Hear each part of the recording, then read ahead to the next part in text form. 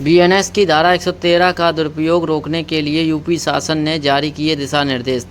असहमति, आलोचना, आतंकवाद नहीं। शासन ने बीएनएस की धारा 113 के दुरुपयोग को रोकने के लिए निर्देश जारी किए हैं। आलोचना या सामाजिक आंदोलन में भाग लेना आतंकवाद नहीं माना जाएगा। मुकदमा दर्ज करने से पहले पुलिस अधीक्षक स्तर के अधिकारी को साक्ष्यों का परीक्षण करना होगा। राजनीतिक मतभेद या वैचारिक सहमति को बीएनएस धारा में नहीं लाया जाएगा। धारा 113 का दुरुपयोग रोकने के लिए निर्देश।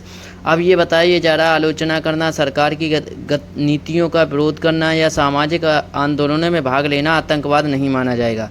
भारतीय न्याय संहिता बीएनएस की धारा 113 को लेकर शासन ने स्पष्ट निर्देश जारी कर यह सुनिश्चित कर दिया है कि लोकतांत्रिक अधिकारों की आलोचना कानून पर दुरुपयोग न हो।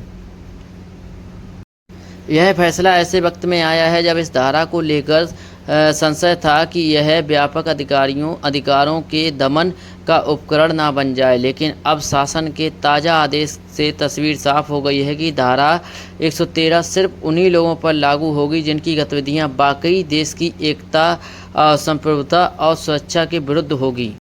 बीएनएस की धारा 113 आतंकवादी कृत्य को परिभाषित करती है। इसमें ऐसे कार्यों को शामिल किया गया है जो देश में भय, अराजकता, अव्यवस्था फैलाते हैं या सरकार को नीतिगत निर्णयों से रोकने के लिए हिंसा या धमकी का सहारा लेते हैं।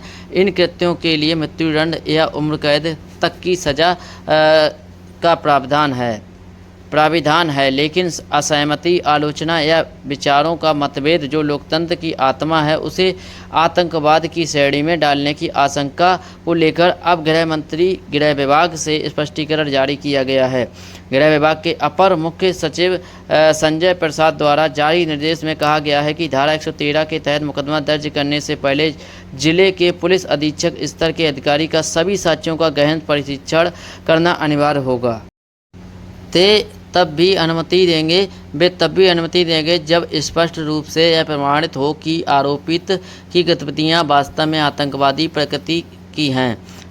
निर्देश में यह भी स्पष्ट किया जाएगा कि राजनीतिक मतभेद, सामाजिक आंदोलन या धार्मिक कार्यक्रमों में भाग लेना आतंकवाद नहीं है, न कि वैचारिक असहमति को किसी राष्ट्रविरोधी मानसिकता का प्रमाण माना जाएगा। सरकार का मानना है कि किसी धारा के कठोर दंड